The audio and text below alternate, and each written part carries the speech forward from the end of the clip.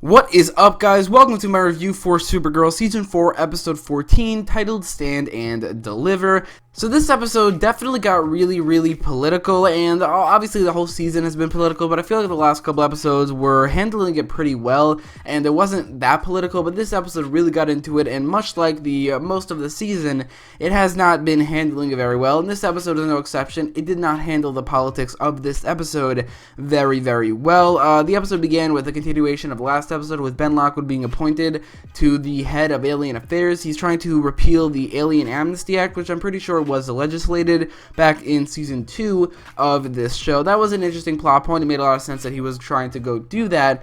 And that political aspect of the episode and the show in general just doesn't work, mainly because it's so one-sided, where one side is evil, one side is pure good, and it's not necessarily true. Because of that, the episode and the show in general just feels so incredibly preachy. I mean, the whole show is very preachy, but this episode, episodes like this in particular, they feel very preachy. One example I could give is at the end of the episode, there's this whole conversation between Kara and Alex, like their standard end of the episode on the couch in Kara's house. Conversation that seemed to have every single episode, but this one didn't feel like a conversation. It really felt like a preachy speech that Kara and Alex were giving together, and because of that, it takes away from the illusion of it all, like the illusion that it is a TV show. Instead, it feels like a very preachy speech given by these two characters, and that is super annoying. It really ruins the show. It ruins TV shows in general. Just politics done poorly, like Supergirl in general, it really ruins it all. This episode is probably the most political episode of the season so far, and I don't think it's the worst episode, but it definitely is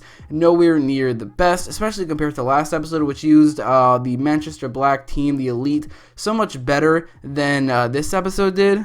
In the last episode, they felt like a very formidable supervillain team that the Super Friends had to go up against, and I thought that was pretty awesome to see. In this episode, it was less of a team and more of a duo with Manchester Black and the Hat. In the beginning of the episode, they got rid of Menagerie pretty quick off the team, where Supergirl, Dreamer, and John Jones caught her at the beginning, which I thought was a pretty cool moment. Getting rid of Menagerie doesn't really bother me for this episode because I don't think she's a very good villain. I think the actress is pretty terrible as like an actress in general, and she doesn't really add much to the team. But also the invisible alien, she was also mostly gone for the episode. She was there, but she was also invisible the entire time, probably to save CGI money. I understand that, so it just felt like it was just Manchester Black and the Hat, which is fine. I do really like the back and forth between those two, but because of that, it didn't really feel like the supervillain team that it did feel like in the last episode. But I do think that it wasn't bad, it was just a little bit worse. But I do really like the back and forth between Manchester Black and the Hat, and I do like both of those characters and villains. I think they're a lot stronger than most villains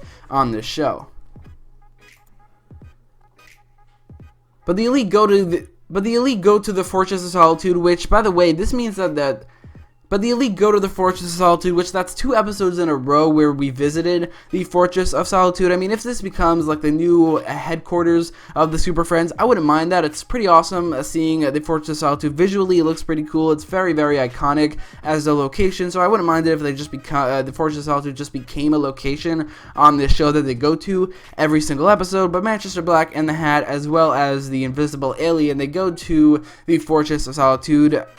And after snooping around in there for a while, and Manchester Black actually getting a lot more gadgets, which was pretty great because this made him a lot bigger of a threat. Before this episode, all he could do was fly. Before that episode, all he could do was shoot a gun. So now he could shoot a gun, he could fly, and he has the gadgets that he had in this episode, which gave him the ability to make holograms of himself, and he has this protection shield, and also I guess he can make other people look like him as well. So I do think this makes Manchester Black a lot more interesting and a lot bigger of a threat for this show. But then the Super Friends, mainly Supergirl, Martian Manhunter, and Dreamer, go to the Fortress of Solitude and they face off against the Elite. It's a pretty short face-off that ends with the Hat already leaving before that, but Manchester Black going into the Sun Eater room, but also being teleported away by the Hat. It wasn't that great of a moment. I thought it would be cool to see those characters face off again in the Fortress of Solitude. That would have been pretty awesome to see, but I don't think they really had anything there that of interest for the most part. But right after that, in response to Ben Lockwood trying to repeal the Alien Amnesty Act, Brainy actually throws a whole rally and a whole protest against it, which ends up, in my opinion, being extremely cheesy. Like, it was so cheesy the entire time when they're holding hands walking down the street. It's very, very cheesy, and on top of that, they took themselves way too seriously after the Elite interrupt the whole thing, and there's this pretty, not great, but okay, a battle or a fight scene between two sides, and also the Super Friends fighting the Elite. I think it's pretty good, but it's not great for the most part. But right after that, there's this whole sequence where they're showing a wide shot of the fight between the two sides at the protest. In order to make the whole scene feel more serious, they played the song Mad World, which makes any scene feel more serious and more sad or depressing than it actually is. But this scene in particular, they took themselves way too seriously to think that they could get away with playing that song over this scene. It didn't really constitute that. I think that it really took away from the scene more than it actually put into the scene. It was just so ridiculous that they did that. They just took themselves way too seriously with that one scene. I watched that scene, and I kind of cringed a little bit, just the fact that they thought they could actually do that. I mean, obviously they can, but it's pretty stupid. I mean, this whole rally was pretty cheesy, pretty stupid for the most part. It was not that serious, even though there's a lot of people fighting each other. It was not that serious. I mean, that was kind of ridiculous in my opinion, and this whole storyline, not that great for the most part, and it ended in a pretty stupid way. But throughout the episode, there's another side storyline that's kind of going on with Dreamer being this novice superhero and learning how to do things. I thought that was kind of fun. I mean, there wasn't anything amazing about it, but it was kind of fun in this episode, and that's really all I have to say about that. But I do think this episode took itself way too seriously, and it was very cheesy for the most part. I don't think it did the political side of it very well. Like, compared to last episode, the villains were not as good. They were not bad, but they're also not as good as the last episode either.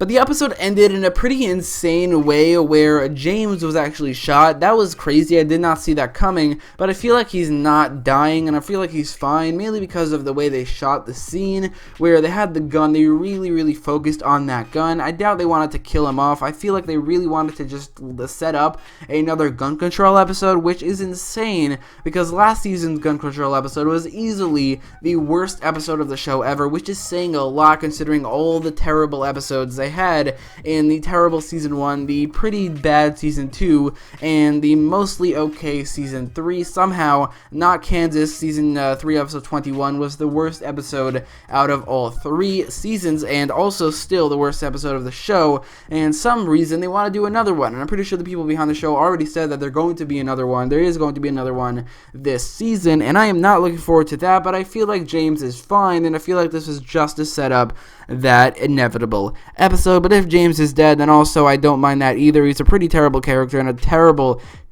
adaptation and interpretation of Jimmy Olsen from the comics. He's basically the exact opposite character from Jimmy Olsen. They changed everything about him except for in this episode he was a photographer, and this is like the second, maybe third episode of the entire show where he actually took some pictures, which is a lot more accurate to the comics than when he's not taking pictures. But aside from that, there's basically nothing about him that is similar to Jimmy Olsen. So if he's dead from this one out of nowhere end of the episode scene, I honestly wouldn't mind that, and I wouldn't actually be sad at all for a character like that dying. Another thing of note for this episode is that after a very long time, I'm pretty sure it's been a number of episodes, John Jones finally turned into his Martian form, which it's insane to me that that is an event at this point. I mean, Martian Manhunter in the comics and in any other adaptation I've seen of him, or at least in cartoon form, he's always in his Martian form, and only isn't when he's trying to hide or be in disguise. Well, here, he's almost always in his human form and never in his Martian form, and when he does become his Martian form, it's a big thing, and I understand why, because of budgetary reasons, but it is so annoying, especially when he's flying or trying to read someone's mind or trying to fight someone. When he's in his human form doing all those things, it's so weird, and I'm hoping now that he's in his Martian form at the end of this episode, maybe that continues for the rest of the season and never really turns back, or turns back, but at least in fight scenes and things like that, he turns into his Martian form so he can be a lot more awesome than he is, because in his human form, it's really not that cool. But anyway, after a pretty great episode last week, this episode reminded me how this season is not good, how bad this show really is. The political side of it was not handled well at all, very one-sided, extremely cheesy, and took itself incredibly too seriously. This episode also didn't have that many great fight scenes. The villains were pretty good, but not as good as the last episodes either. So in general, didn't really like much about this episode, and I will give it a 6.2 out of 10. But let me know all your thoughts in the comments down below. And if you like this video, make sure to leave a like, share, and subscribe. And despite the fact that I didn't like this episode, I am very excited for the next episode as well as the episode after that, because Lex Luthor is actually debuting and the trailers actually look really, really good. But let me know all your thoughts, and thanks for watching.